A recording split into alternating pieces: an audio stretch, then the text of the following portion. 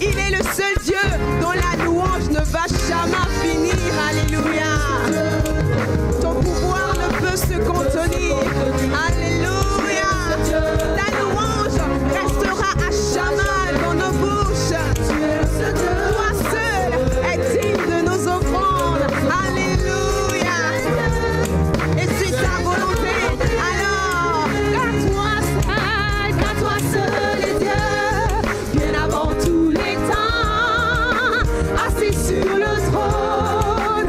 Oui, toi seul est Dieu, dans les bons, comme dans les mauvais temps, assis sur le trône. Oui, toi seul est Dieu, car toi seul est Dieu, bien avant tous les temps, assis sur ton trône. Oui, toi seul est Dieu. et dans les bons comme dans les mauvais moments, mon Dieu ne change pas. Il reste le même, fidèle à sa parole. Il est immuable. Oh, il est incomparable. Incomparable, inébranlable, à l'infini, oui, c'est bien toi. Incomparable, inébranlable, à l'infini, oui, c'est bien toi.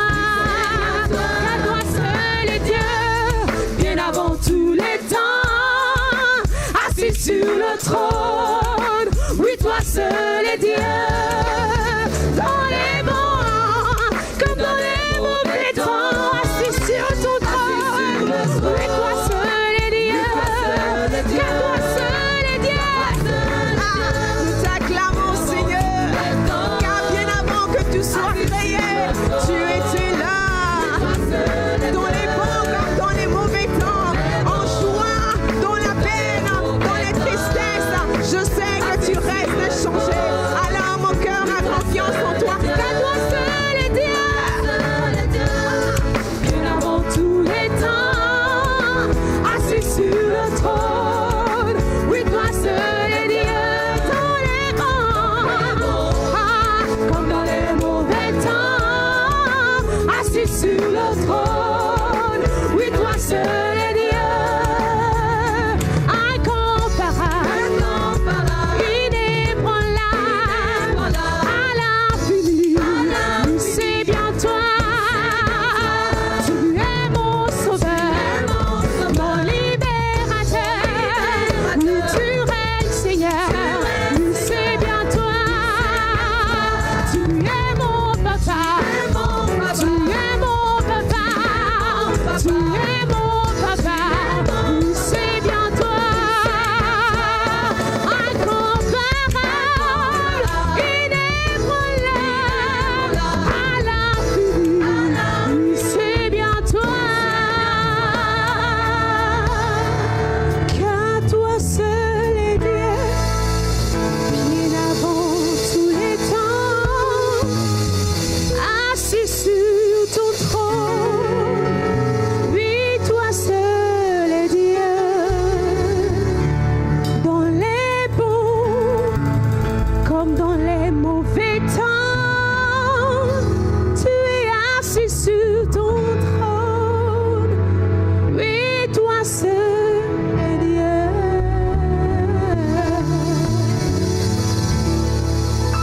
Alléluia. Dans les Saintes Écritures, Dieu déclare que le Messie viendrait pour être le sauveur du monde. La vie de Jésus prouve qu'il est bien celui dont les prophètes avaient parlé.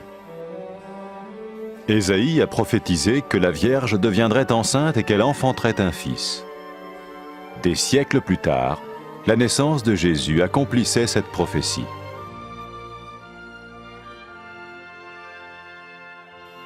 Les Saintes Écritures déclaraient que le saint à naître serait appelé le Fils de Dieu. Cela signifiait que Jésus serait le Fils de Dieu au sens spirituel et non au sens physique. Nous le voyons par sa manière de vivre. Il a guéri des malades, il a pardonné leurs péchés, les a ramenés à Dieu et leur a promis une place dans le royaume éternel de Dieu. Il s'est offert lui-même en sacrifice pour le péché à leur place. Puis il est revenu à la vie, victorieux sur la mort selon le plan de Dieu. Jésus a dit « Personne ne me prend la vie, mais je la donne de ma propre volonté ». La vie de Jésus n'a pas seulement accompli les écrits des prophètes, mais elle a aussi confirmé la vérité de la sainte parole de Dieu. Les prophètes avaient écrit « Ta parole, ô mon Dieu, est parfaite, elle dure à toujours ». Jésus lui-même a dit « Le ciel et la terre disparaîtront, tandis que mes paroles ne disparaîtront jamais ».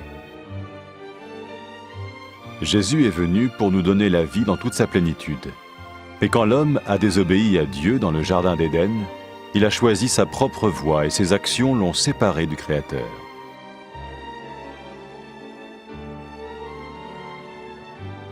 Les Saintes Écritures déclarent que tous sont péchés et que le salaire que paye le péché, c'est la mort.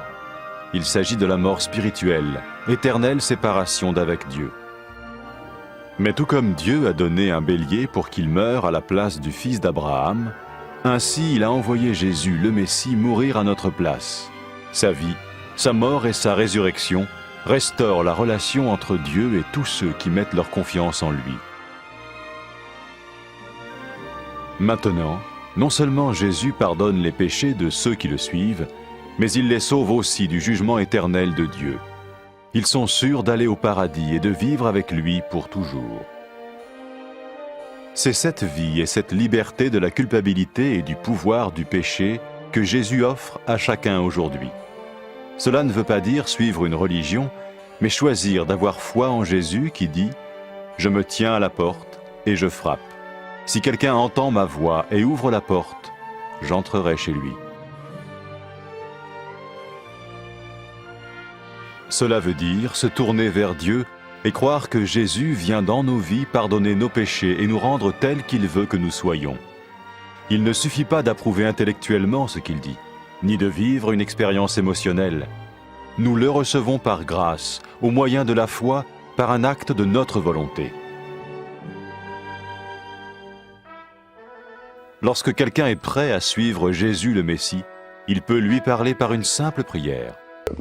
Vous sentez un soutien, vous sentez que votre vie n'est pas une vie normale. Vous sentez que vous êtes porté. C'est gratuit. Il ne vous demande rien. Il vous demande juste d'ouvrir votre cœur et d'oser croire en lui. Osez croire. On ne demande ni d'argent. On vous demande pas une souffrance particulière. On vous dit faites confiance et croyez. Essayez. Vous n'avez rien à perdre. Essayez. J'ai essayé. Ça fait plus de 20 ans que je suis dedans. Et je ne repartirai pour rien au monde. Aucun milliard au monde ne me fera changer d'avis et me séparer de lui. Impossible. Donc, osez Jésus avant qu'il soit trop tard. Osez. Ne le faites pas demain. Faites-le maintenant. Et quand la fin de votre vie arrivera, parce qu'elle arrivera pour tout le monde, pour moi et pour les personnes qui me regardent, ou même pour les personnes qui sont derrière cette caméra, au moins vous serez sûr que vous partez avec celui qui vous a donné une nouvelle vie. Cette vie peut commencer maintenant, dès que vous l'acceptez, et cette vie continuera après que la mort soit venue. La mort n'est qu'un passage pour une autre vie beaucoup plus belle. Mais vous avez la possibilité d'oser cette nouvelle vie maintenant, tout de suite. Faites-le maintenant, tout de suite. N'attendez pas demain, ni après-demain.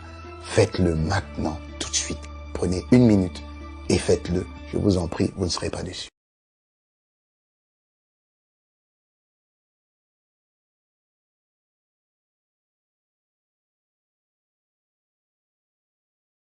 Après avoir écouté ce message, si vous avez décidé de donner votre vie au Seigneur Jésus-Christ, faites cette prière avec l'homme de Dieu. Mon Dieu, je viens devant toi, tel que je suis. Je confesse Jésus-Christ comme mon Sauveur et mon Seigneur.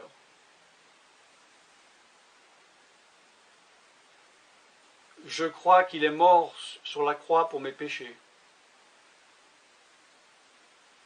qu'il a porté ma condamnation. Il a porté mes péchés et mes maladies. Que Jésus-Christ est le Roi des rois et le Seigneur des seigneurs. Qu'il est le Fils de Dieu. Qu'il est maintenant ressuscité est assis à la droite du Père. Et il prie maintenant pour moi.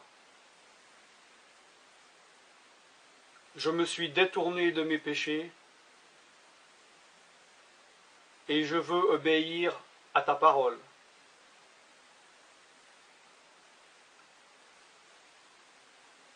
Je viens à toi en te demandant, mon Dieu, de me donner ton Esprit Saint.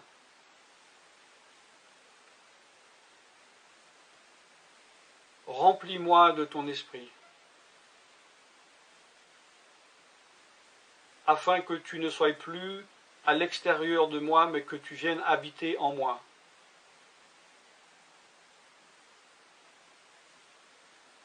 Et que je devienne ton temple. Esprit de Dieu, viens habiter en moi. Purifie-moi, lave-moi, sanctifie-moi, rends-moi pur, transforme-moi à l'image de Dieu. Je te remercie car je crois que tu m'as donné ton esprit, car tu ne mens pas. Et tu as dit dans ta parole que tu donnes à celui qui te demande. Je fais cette prière au nom de Jésus-Christ. Amen.